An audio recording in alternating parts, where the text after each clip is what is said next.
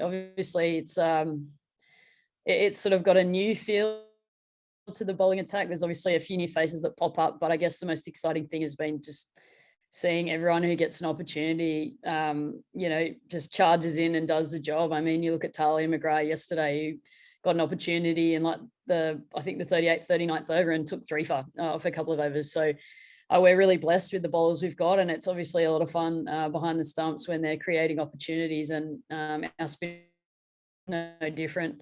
Obviously got Kingy and Jess Jonathan spinning the ball away from the bat, but we haven't really seen much of Ash Gardner with the ball yet, and no doubt she'll play a huge role for us at some point over the next 2 months as well. So it's exciting for me behind the stumps. It's a challenge. I think they're incredibly skillful, so it's hard work for me, but at the same time, it's good fun. Yeah, it was frustrating for me at the other end, facing 6 overs of really nice, really hard, tricky bowling and not feeling like I could get off the mark. And Pez comes out and punches one off the back foot and then gets 2 half volleys that she whacks the fence as well, and all of a sudden hit 3 boundaries in the first 5 balls she faced. So it wasn't that much fun for me, but at the same time, it was great to see her, at her best. I haven't doubted that she wasn't at her best throughout the whole summer. She always prepares just as hard as everybody else to go out there and perform. And it was great to see her do that yesterday, in particular with the bat. I think that 6 she hit over mid-off was a shot that I've never really seen Pez hit before with that shape and that flair. So that's really exciting signs for us leading into a big world tournament, that she's sort of hitting her straps right at the right time. And it's obviously probably a bit of concern for other sides around the world. I feel really good. I think probably the best thing that could have happened was these 2 wickets being a little bit tricky. I mean, the English bowlers are really skillful. They're using the seam really nicely, and not one batter has really flourished in this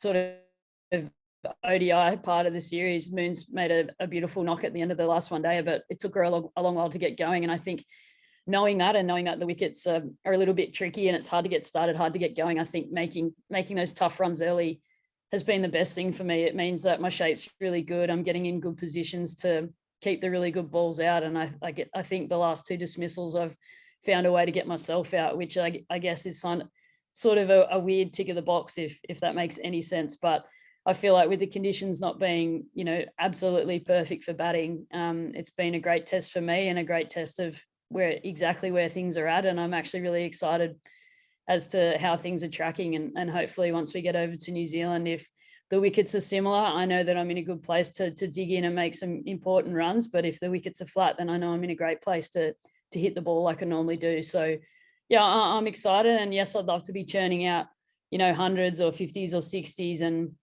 setting up big totals for the side. But I guess for me and where I'm at and how I'm feeling, making a couple of 20s, which seemed like a bit of a start, I think is, a nice tick of the box for me to know that everything's where it should be. And hopefully I can just cash in and go on one further, whether that be tomorrow or in a couple of weeks' time.